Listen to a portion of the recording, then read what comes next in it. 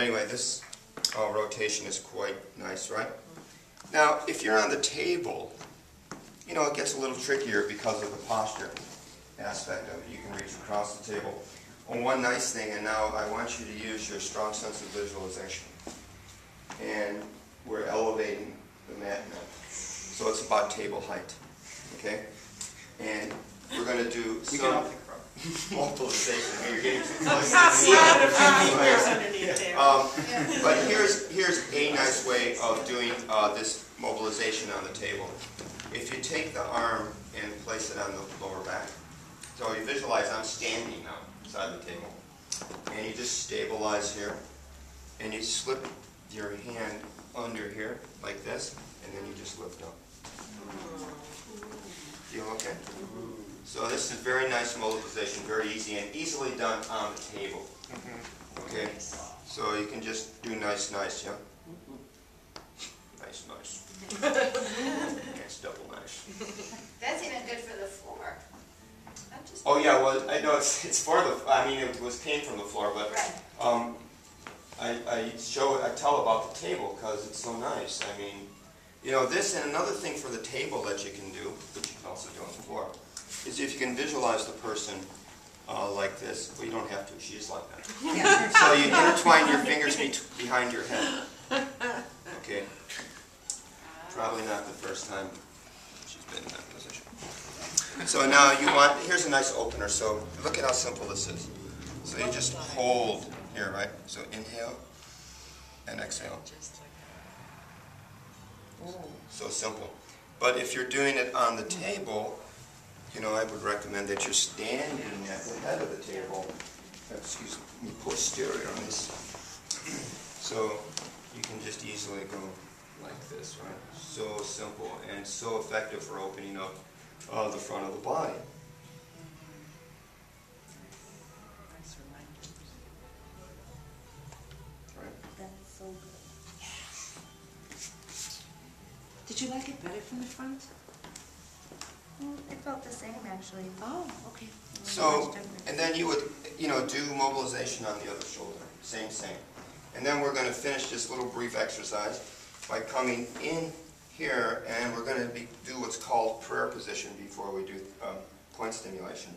So when you're looking at the scapula, a lot of times when there is tension, it's the rhomboids and the upper fibers of trapezius contracting and retracting the scapula. So it narrows the space here. So we have spine, here's the borders here, not a lot of space. So one of the things we can do to address it is what's called prayer position, where we have our hands like this. And we leave enough space for the spine. So we can go over like this. So we have the person inhale. And on the exhale, we press down and up. And it goes right in there and loosens the area. Your palms are going a little bit out to the side too, right? Well, it's only because of the pressure. Like this contact Yeah. is making, and then it's sort of bowing out Okay. because of the magnitude of this energy being applied. Yeah. So yes? Yes. And then once you get past around T7 or 8, which is just inferior to the inferior angle of the scapula, you could either use the flats of your fists, so your wrists are neutral, to take it down and include the sacrum, because that's what I'd like you to do. Or else you can have an open. And notice you get to be right over the work so you can just sink in nice and easy. And because one of the things in the nature of the back when it contracts is that you want to put a little pressure into the sacrum and then just push back to take the tension off of the lower back. So it's contacting the sacrum, depressing it, and then moving it towards their feet. This is the same thing that's accomplished, again, like if you're working on the table and you just apply palmar compression in this fashion, right? Because you can move through an extended arm and use your body weight a little bit more. So we're just going to compress the back, mobilize the scapula, work in that area, do some prayer hands, and then end in this fashion. So I mentioned that here's the spine, and just immediately on the outside of the spine, in between the longissimus and the spine, the laminar groove, and this is where the bladder points are for the back. And just to get some practice on how to stimulate subos when the person is in prone position, we're going to stimulate with the tips of our thumbs into the points. The points are bilateral, so they're on either side of the spine. And when we stimulate in this position, we think of one continuous line right through our arm and right into the alignment of our hands. So if your hands are hanging down by your side, when you extend to the person, that's how they should go. You don't want to apply with rotation. It creates resistance. It creates spiral when there doesn't need to be. So you want to take that spiral out. It's like when you're working on someone, you want to keep the work in front of you. You don't want to find yourself working in rotation because it puts spirals. It creates resistance in your body between your breath and your contact. So you want to be open.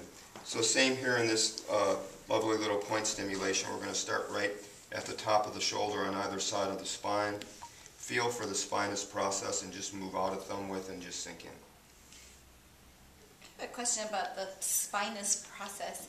I've had it feeling, not now, today, but like it was bruised. What is that about? Well, you know, the spinous processes are sites of muscular attachment to the more intrinsic postural muscles of the spine. Intertransversalis, rotatories, blah-de-blah, blah-de-blah. Multifida. And multifida, things like that. So that's usually... So the spinous process is not this bone up here? It is. Oh, it is. So you're saying it's feeling bruised because of the attachments? Yeah, and there's muscle overlaying on it too, right? I mean, and so a lot of times it has to do with the condition of the muscle. Okay. Release attachments. The attachment. Attachments, okay. Got it. So we'll just take this nice down onto the sacrum. Okay? So the premise is to relax the back, so that the front is more receptive for lunch. Okay? Okay. So let's just try that a little bit. 21 minutes.